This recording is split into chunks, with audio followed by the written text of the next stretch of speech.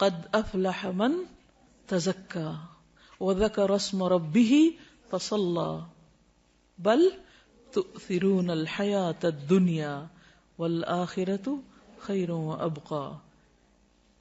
دنیا کے سارے غم اور پریشانیاں یہی رہ جائیں گے. اصل فکر بس آخرت کی لگا لے. ایک فکر ہر فکر سے بے نیاز کر دے گی، ہر فکر کو کاٹ دے گی، اور وہ فکر آخرت ہے. تقوی میں، اللہ کے ڈر میں دنیا اور آخرت کی ساری مشکلات کا حل ہے. اللہ کا وعدہ ہے، اللہ نے اہل کتاب سے وعدہ کیا تھا کہ اگر وہ اپنی کتاب کو قائم کرتے، اس پر عمل کرتے تو لَأَكَلُوا مِن فَوْقِهِمْ وَمِن تَحْتِ أَرْجُلِهِمْ، آسمان سے بھی رزق برستا، پاؤں کے نیچے سے بھی نکلتا. رزق کی تنگی فراوانی یہ سب بھی اللہ کے ڈر کے ساتھ. اللہ سے ڈرنے والے بن جائیں، گناہوں سے بچیں، ساری مشکلات آسان ہو جائیں گی. لیکن یہ نقطہ ہمیں سمجھ میں نہیں آتا.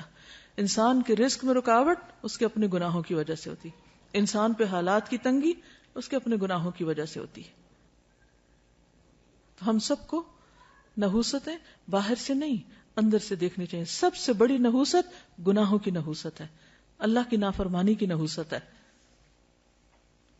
جس جگہ پر نماز نہ پڑھی جائے وہ جگہ منحوس ہو جاتی. تو یہ دیکھیں کہ کہاں گناہ ہو رہے ہیں. اگر ہمارے گھروں میں ہر وقت میوزک بج رہا ہے، اور رحمت کے فرشتے کہاں سے آئیں گے؟ ہر طرف تصویریں لٹک رہی ہیں، رحمت کے فرشتے کہاں سے آئیں گے؟ خیر و بھلائی کہاں سے ہوگی؟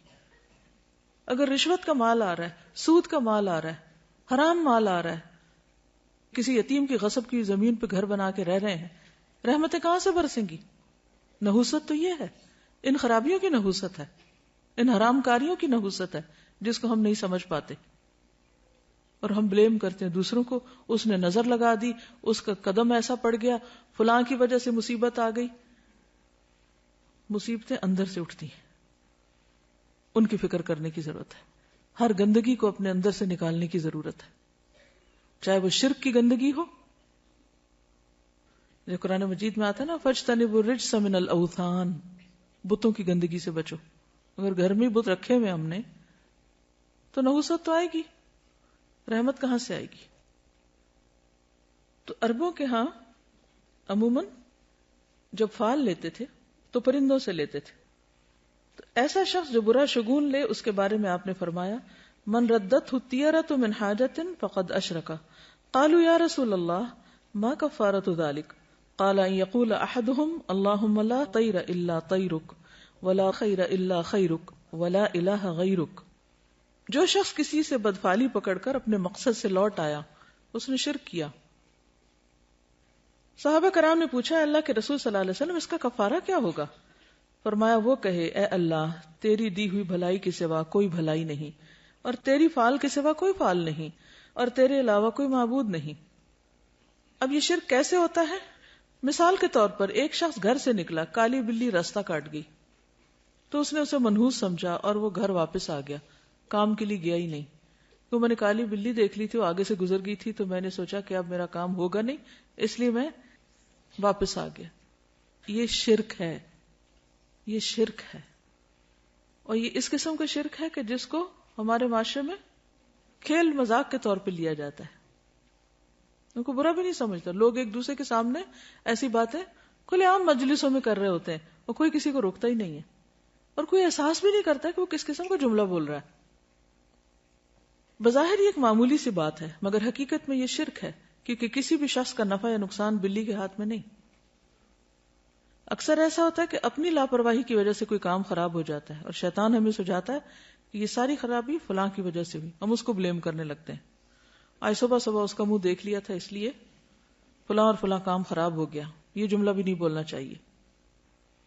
اسی طرح آنکھ پھڑکنے سے خوف زدہ ہو جانا، یا ہاتھ میں کھجلی ہونے سے امید لگا بیٹھنا کہ آج مال ملے گا، یا جوتے پہ جوتا آ گیا تو سفر پیش آئے گا. رنگوں سے شگون لینا بھی ہمارے معاشرے میں عام ہے. مثلا سیاہ رنگ نہ پہننا کہ بیمار پڑ جائیں گے، ہمارے خاندان میں سیاہ رنگ جو ہے وہ ایسے اور ایسے اثرات رکھتا ہے، اس قسم کی باتیں کرتے ہیں لوگ، یہ رنگ ہمیں سوٹ نہیں کرتا. یا یہ کہ احترام کے منافی کیونکہ خانہ کعبہ کا غلاف کالا ہے، سب جوتا نہ پہننا کہ بے ادبی ہوگی کیونکہ گنبد کا رنگ سبز ہے. تو یہ خود ساختہ طور پر کچھ چیزوں کو حلال یا حرام کر لینا ہے، اس کی بھی ہمیں اجازت نہیں ہے. یعنی اپنے طور پر جو تمہاری زبانیں جھوٹ گھڑتی ہیں کہ یہ حلال ہے یہ حرام ہے، ایسا مت کہو، اس کی اجازت نہیں ہے.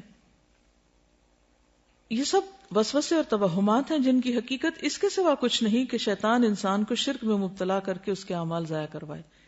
یہ سب شیطانی حربے ہیں. یہ توہمات اور بدشگونیاں انسان کو اندر سے کمزور کر دیتی ہیں. انسان پھر کون سا کام کر پائے گا کہ اگر ہر چیز کے ساتھ اس نے کوئی نہ کوئی فکر باندھی ہوئی یا کوئی وہم کرتا ہے. اس کے برعکس اللہ کی ذات پر ایمان اور توکل انسان کو جرت، بہادری اور اعتماد دیتا ہے، اسے جینے کا ڈھنگ سکھاتا ہے. چنانچہ ایسے کسی بھی خیال کو دل سے نکال کر اللہ پر توکل کرتے ہوئے اپنا کام جاری رکھنا چاہیے. عبداللہ بن مسعود سے روایت ہے کہ رسول اللہ صلی اللہ علیہ وسلم نے فرمایا الطیرۃ شرکن الطیرۃ شرکن ثلاثا، یعنی 3 بار فرمایا. وما منا الا ولکن اللہ یذہبہ بالتوکل. بدشگونی شرک ہے، بدشگونی شرک ہے 3 بار کہا، اور ہم میں سے کوئی ایسا نہیں مگر اسے وہم ہو جاتا ہے، لیکن اللہ تعالیٰ توکل کی وجہ سے اسے دور کر دیتے ہیں. یعنی ہر ایک کے دل میں وہم تو آتے ہی ہیں، آتے ہیں نا، لیکن جب انسان اللہ پہ توکل کرتا ہے تو وہم دور ہو جاتے ہیں، اور یہ ہونے چاہیے، ورنہ تو انسان کچھ کرنے کے قابل ہی نہ رہے. ہر چیز کے ساتھ رسک انوالو ہے.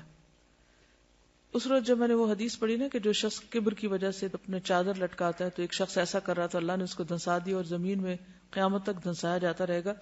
تو ایسے میں اس کی ویژننگ کر رہی تھی، ایسے تصور میں لا رہی تھی کہ اس زمین جیسے میں جہاں بیٹھی ہوں اس کے نیچے کیا ہے، اگر یہ کھلے تو اس کے اندر کیا ہوگا. تو ایک دم میں کانپ اٹھی. تو میں نے سوچا کہ ہم کتنی خطرناک جگہ پہ بیٹھے ہوئے ہیں. یعنی زمین جو ہے اللہ نے اس کو ٹکایا ہوا کہ ہم ٹکے ہوئے اس پر. الم نجعل الارض مہادا، تو مہاد بنایا ہوا تو ہم آرام کر رہے ہیں، ورنہ اگر یہ پھٹنے لگ جائے اور انسان اندر اترنے لگ جائے تو سوچے کہاں جا کے پہنچے، کہاں پہنچے. تو اللہ تھامتا ہے. آسمان کی طرف دیکھو کیسے اللہ نے پرندوں کو وہاں تھاما ہوا، ہمیں زمین پہ تھاما ہوا ہے. اگر اس کا اذن نہ ہو تو کہیں کہ کہیں پہنچ جائے، ہم تو کہیں بھی نہیں بچ سکتے. اس لیے ہمیشہ اللہ پر توکل کرنا چاہیے اور ان چیزوں سے باہر آ جانا چاہیے.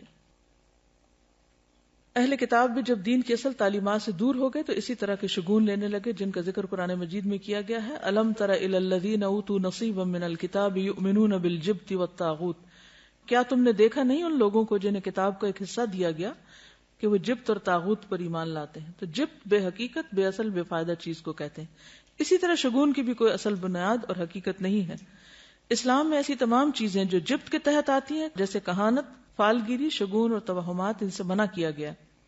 کسی چھوٹی سی تکلیف یا طبیعت کی خرابی پر دوسروں کو مورد الزام ٹھہرانا اور لوگوں کے ساتھ باہمی تعلقات خراب ہونے پر اپنی غلطی اور کوتاہی کا جائزہ لینے کی بجائے یہ خیال کرنا کہ ضرور کسی نے جادو کر دیا ہے، یا اس قسم کے توہمات رکھنا جو پیار محبت کے رشتوں کو ختم کر دیں، جس کی وجہ سے انسان کی توجہ اپنے عمل کی درستی اور اصلاح سے ہٹ جاتی ہے. یعنی اپنی غلطی اس کو یاد نہیں رہتی جب وہ دوسروں کو بلیم کر دیتا ہے. نتیجتاً انسان تنہا رہ جاتا ہے اور نفسیاتی مریض بن جاتا ہے، یعنی سب سے کاٹ کے بیٹھ جاتا ہے. کسی بھی غیر معمولی صورتحال میں ہر قسم کے شر سے بچاؤ کے لیے بطور علاج مسنون اذکار اور دعائیں پڑھنی چاہیے. صبح شام کی دعائیں وغیرہ اور جو دیگر اذکار ہیں ان سے کام لینا چاہیے. پھر اسی طرح حضرت ابو ہریرہ سے روایت ہے، صحیح بخاری کی روایت ہے کہ آپ صلی اللہ علیہ وسلم نے فرمایا لا عدوى ولا طیر ولا ہام ولا صفر وفر من المجذوم کما تفر من الاسد. مرض کا لگ جانا، نحوست، الو اور سفر کچھ نہیں، اور جزامی سے اس طرح بچو جس طرح شیر سے بچتے ہو. تو اصل بات یہ ہے کہ عربوں کے ہاں کچھ ایسی چیزیں رائج تھیں کہ جن کی وجہ سے وہ بہت زیادہ پریشانیوں کا شکار رہتے تھے. تو نبی صلی اللہ علیہ وسلم نے ان چیزوں کو بے حقیقت بتائی، جو ہم نے پڑھا نا جبت، بے حقیقت، بے فائدہ چیزیں، تو ان میں ان چیزوں کا کچھ ذکر ہے. اب آپ دیکھیے کہ نبی صلی اللہ علیہ وسلم کا یہ جو قول ہے ہامہ، کیا مطلب ہے اس کا؟ ہامہ کوئی چیز نہیں. جب نظر کا وہ دم پڑھتے ہیں نا، جو دعا پڑھتے ہیں اعوذ بکلمات اللہ التامات من کل شر و شیطان و ہامۃ، وہ وہامہ نہیں ہے، وہ ہامہ، الگ الگ ہے وا اور ہامہ. تو یہ ہامہ کیا ہے؟ تو بقیہ کہتے ہیں کہ میں نے محمد بن راشد سے یہ بات پوچھی کہ یہ کیا چیز ہے. تو انہوں نے کہا کہ جاہلیت میں لوگ کہا کرتے تھے کہ جب بھی کوئی شخص مر جاتا ہے اور اسے دفن کیا جاتا ہے تو اس کی قبر سے ایک الو نکلتا ہے. یہ دور جاہلیت کی ایک سوچ ہے. بقیہ کہتے ہیں میں نے سفر کے متعلق پوچھا تو انہوں نے کہا جاہلیت کے لوگ سفر کے مہینے کو منحوس خیال کرتے تھے. وجہ تو پیچھے آپ پڑھ ہی چکے ہیں. اس میں جنگ و جدل بہت ہوتی، قتل و غارت ہوتی، گھر خالی ہو جاتے، تو ان سب چیزوں کو منحوس قرار دیتے. تو نبی صلی اللہ علیہ وسلم نے فرمایا سفر کچھ نہیں، یعنی اس کی نحوست نہیں ہے. محمد بن راشد کہتے ہیں کہ میں نے ان لوگوں کو بھی سنا جو کہتے ہیں کہ سفر ایک پیٹ کے درد کا نام ہے، یعنی ایک بیماری ہے، اور وہ لوگ کہا کرتے تھے کہ یہ متعدی ہوتا ہے، یعنی دوسروں کو لگ جاتا ہے. تو آپ نے فرمایا کہ سفر کی کوئی حقیقت نہیں. ٹھیک ہے. تو یہ جو حدیث ہے نا لا عدوى ولا طیر ولا حام ولا سفر، یہ سب بے حقیقت چیزیں ہیں، جبت ہے. ٹھیک ہے. اشہب کہتے ہیں کہ امام مالک سے رسول اللہ صلی اللہ علیہ وسلم کی قول لا سفر، سفر کچھ نہیں ہے کے بارے میں سوال کیا گیا تو انہوں نے کہا کہ اہل جاہلیت سفر کے مہینے کو 1 سال حلال کر لیتے اور 1 سال حرام کر دیتے. تو نبی صلی اللہ علیہ وسلم نے فرمایا سفر کچھ نہیں ہے. ابن عباس کہتے ہیں، یہ صحیح بخاری کی روایت ہے، کہ عرب سمجھتے تھے کہ حج کے دنوں میں عمرہ کرنا روئے زمین پر سب سے بڑا گناہ ہے. کیا سمجھتے تھے عرب دور جاہلیت میں؟ کہ حج کے مہینوں میں عمرہ نہیں کیا جا سکتا، بہت بڑا گناہ سمجھتے تھے اس کو. یہ لوگ محرم کو سفر بنا لیتے اور کہتے کہ جب اونٹ کی پیٹھ سستا لے اور اس پر خوب بال اگ جائیں اور سفر کا مہینہ ختم ہو جائے، یعنی حج کے ایام گزر جائیں تو عمرہ حلال ہوتا ہے. پھر جب نبی صلی اللہ علیہ وسلم اپنے صحابہ کے ساتھ چوتھی کی صبح کو یعنی ذوالحج کی 4 تاریخ کو حج کا احرام باندھے ہوئے آئے تو آپ نے انہیں حکم دیا کہ اپنے حج کو عمرہ بنا لیں، پہلے عمرہ بھی کریں. یہ حکم عرب کے پرانے رواج کی بنا پر صحابہ پر بھاری گزرا کہ اچھا، کیونکہ دور جاہلیت میں وہ اس مہینے میں عمرہ نہیں کرتے تھے، حج کے مہینے میں. تو اللہ سبحانہ وتعالیٰ نے ان کو اکٹھا کر دیا وَأَتِمُّ الْحَجَّ وَالْعُمْرَةَ لِلَّهِ، اور نبی صلی اللہ علیہ وسلم نے بھی حج تمتع کو بہتر قرار دیا، افضل قرار دیا. اسی لیے عبداللہ بن عمر جو تھے وہ اپنے والد سے ناراض ہوئے تھے کہ نہیں، میں تو تمتع کی نیت کروں گا میں، کیونکہ دور جاہلیت کی اس رسم کو بھی کاٹا جا رہا تھا. ہم ویسے پڑھتے ہیں کہتے ہیں واٹ اے بگ ڈیل، یعنی کہ کیوں اس کو اتنا اسٹرکٹلی لیا جا رہا ہے. اور آپ نے یہ بھی فرمایا کہ قیامت تک کے لیے حج اور عمرہ اکٹھے ہو گئے ہیں. تو یہ عربوں کی دور جاہلیت کی رسم کے خلاف تھا. تو اس پر صحابہ پر یہ بات بھاری گزری تو انہوں نے پوچھا یا رسول اللہ عمرہ کر کے ہمارے لیے کیا چیز حلال ہو گئی؟ فرمایا تمام چیزیں حلال ہو جائیں گی، پھر حج کے لیے احرام دوبارہ باندھنا ہوگا، کیونکہ وہ تو ایک ہی احرام پہن کے آتے اور اسی میں حج کرتے تھے. تو یہ جو اونٹ کی پیٹھ کے بال اگنا دوبارہ کا مطلب کیا ہے کہ جب حج کا سفر ایک دفعہ آ گئے تو پتہ نہیں کہاں کہاں سے لوگ آئیں گے. اللہ کل دامر یاتین من کل فج عمیق. تو اتنا سفر کرتے تھے کہ اونٹوں کی پیٹھوں کے بال جو تھے وہ بےچارے گھس گھس کے بالکل ننگی ہو جاتی تھی. پھر وہ لا کے چھوڑ دیتے، وہ مہینہ حج کے مناسک وغیرہ ادا ہو رہے ہیں لیکن عمرہ نہیں کرتے تھے. اتنے میں دوبارہ بال آ جاتے تھے، یعنی کہ واپسی کی تیاری شروع ہو گئی. تو کبھی وہ محرم کو سفر بنا لیتے کہ یہ تو حج کا مہینہ نہیں ہے اس لیے اس میں ہم عمرہ کر لیتے ہیں، اور پھر جو اصل سفر ہوتا اس کو محرم قرار دے دیتے. اس کو قرآن مجید میں کیا کہا گیا؟ سورۃ التوبہ آیت 37، انما النسیء زیادۃ فی الکفر. نسی کیا ہوتا تھا؟ مہینوں کا عدل بدل. یضل بہ الذین کفروا، اہل کفر اس سے گمراہ کیے جاتے، یعنی کرنے والے تو چند ایک ہوتے، باقی سب کو بھی مس لیڈ کرتے. یحلونہ عاما ویحرمونہ عاما، کسی مہینے کو 1 سال حلال کر لیتے اگلے سال اسی کو حرام قرار دے دیتے. تو عموماً حرام مہینے کو اپنی مرضی کرنے کے لیے حلال کر لیا کرتے تھے.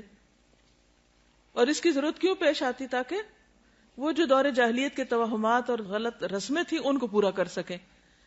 لیواطئوا عدۃ ما حرم اللہ، تاکہ گنتی پوری کریں جو اللہ نے حرام قرار دیا. فیحلوا ما حرم اللہ، تو صرف اس گنتی پوری کرنے کے لیے اللہ کی حرام کردہ چیز کو اپنے ہاتھ میں لے کر اس کو حلال کر دیتے.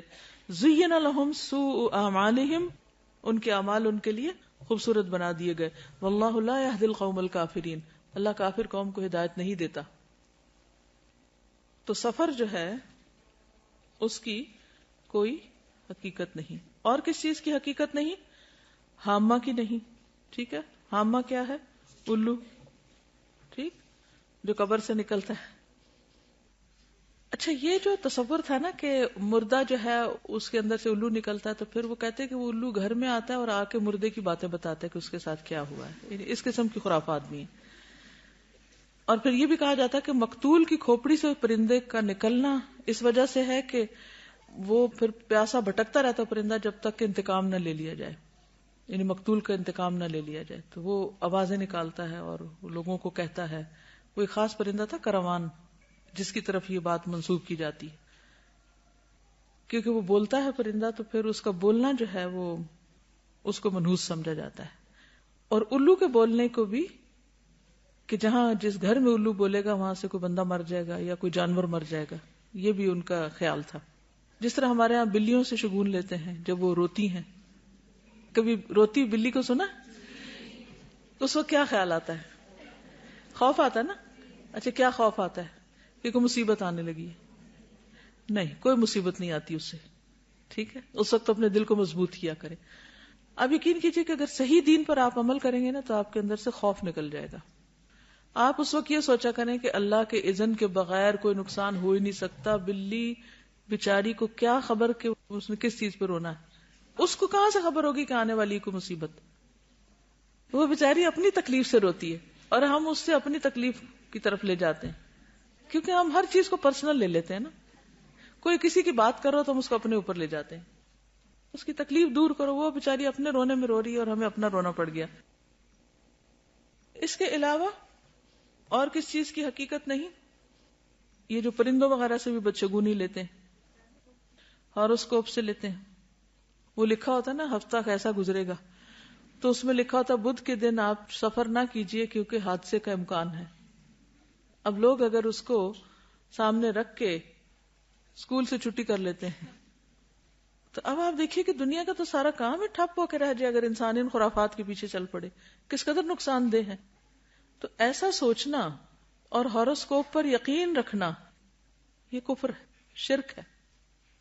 اور کس قدر افسوس کی بات ہے کہ کھلے عام بعض اوقات ان چیزوں کو پروموٹ کیا جا رہا ہوتا ہے اور لوگوں میں کوئی حلال حرام کی پھر تمیز ہی نہیں رہی، جائز ناجائز کی تمیز نہیں. اور اس طرح شیطان ہمارا ایمان اچک کے لے جاتا ہے. اور اگر شرک ہو جائے، ایمان میں خرابی آ جائے، تو آپ سوچئے کہ پھر تو نمازیں بھی گئیں، حج بھی گئے، عمرے بھی گئے، صدقہ خیرات، ہر چیز ضائع ہو گئی. کس قدر خسارے کا سودا ہے. شیطان بڑا چالاک دشمن ہے. وہ وہاں جا کے حملہ کرتا ہے کہ جڑ کاٹ دیتا ہے. باقی آپ جتنی مرضی تھکتے رہیں، تھکیں دن رات، قبول تو ہونا نہیں. وہ تو سب ضائع ہو جائے گا شرک کے ساتھ. تو اس لیے ان چیزوں کے بارے میں معاشرے میں جو غلط فہمیاں پائی جاتی ہیں، یا لوگ صرف فن کے طور پر یا کھیل کود کے طور پر ان چیزوں کو اپنائے ہوئے ہیں. کچھ لوگ کہتے ہیں نا we are not serious, we just enjoy reading, کہ ہم بس خوش ہو رہے ہیں پڑھ کے، لیکن اندر اندر سے مان بھی رہے ہوتے ہیں. ایک ہلکی سی وہ اندر ہوتی ہے ڈر کی سی کیفیت. کچھ لوگ تو شادی کے پلان نہیں بناتے جب تک، اب تو خیر ساتھ ویدر بھی دیکھتے ہیں، لیکن چلے ویدر فور کاسٹ تو ایک مشینی عمل ہے، وہ یہ نہیں سمجھتا کوئی کہ غیب کا علم ہے. لیکن ان چیزوں پر تو پھر ایک طرح سے غیب پر ایمان لانے والی بات ہے. انہی شیطان نے اگر اس کو یہ کہا کہ شرک نہ بھی ہم بولیں، لیکن ہم اس کو صرف ایک فن یا ایک جسٹ فار انجوائمنٹ کے طور پہ بھی لیتے ہیں، تو ہم اس کو انڈائریکٹلی پروموٹ ہی کر رہے ہوتے ہیں اور لوگ پھر اس کو چھوڑ نہیں پاتے. تو اس لیے بہت ضروری ہے کہ ایسی ساری کتابوں کو گھر سے نکال کے جلا دیا جائے، پھینک دیا جائے، کوئی اور بھی نہ پڑھے. موبائل فون پہ آتا ہے، استغفر اللہ. یعنی کہیں نہ کہیں سے کوئی نہ کوئی جو جدید ذرائع کمیونیکیشن ہے ان کے ذریعے بھی لوگوں کو انوالو کر لیا گیا. تو آپ دیکھیں نا کہ کس قدر خرابی ہے، کہ بچنا کس طرح مشکل ہو گیا. آپ صلی اللہ علیہ وسلم فرماتے ہیں کہ میری امت میں شرک کس طرح داخل ہو جائے گا، جیسے سیاہ رات میں سیاہ پتھر پر سیاہ چونٹی، کہ نظر بھی نہ آئے، پتہ بھی نہ چلے. دیکھیں اس قسم کی جو بھی چیزیں ہوتی ہیں نا، اس میں اگر آپ یہ کہیں کہ ہم پورا یقین نہیں رکھتے تو اس کی وجہ سے شک میں مبتلا ہونا بھی غلط ہے. تو شک والی چیز کو بھی چھوڑ دینا چاہیے. پھر اسی طرح بیماروں سے نفرت کرنا اور یہ سوچنا کہ یہ ضرور بیماری مجھے اس سے لگ گئی ہے یا لگے گی، یہ وہم بھی نہیں کرنا چاہیے. کیونکہ آپ دیکھیے کہ جب ایک وائرس پھیلتا تو ہر ایک کو تو نہیں لگتا نا. اگر صرف وائرس ہی لگنا ہے تو پھر تو کوئی نہ بچے، لیکن پھر بھی کچھ لوگ بچ جاتے ہیں. اس کا مطلب ہے کہ اصل چیز وائرس نہیں ہے، اللہ کا اذن ہے. اگر اللہ کا اذن ہوگا تو بیماری لگ جائے گی، ورنہ نہیں.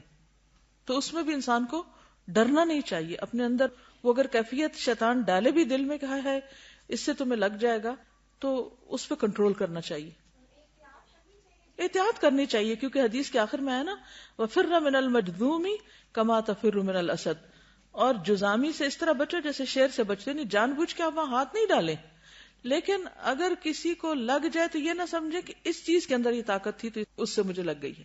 یعنی آبویسلی کوئی ریزن یا سبب تو ہوتا ہے، لیکن سوچنے کی بات اور نقطہ یہ ہے کوئی چیز آپ کو نقصان نہیں دے سکتی جب تک کہ اللہ کا اذن نہ ہو. اب آپ دیکھیے ان دو کیفیات میں فرق ہے. ایک یہ کہ کسی بھی چیز کو دیکھ کے آپ ڈر جائیں کہ ہائے ہائے یہ بس اب یہ تو اٹیک ہوا مجھ پہ، اور دوسرا یہ ہے کہ آپ کہیں کہ جی نہیں ہو سکتا جب تک اللہ نہ چاہے، تو مجھے ڈرنے کی ضرورت نہیں. ہاں احتیاط ضروری ہے.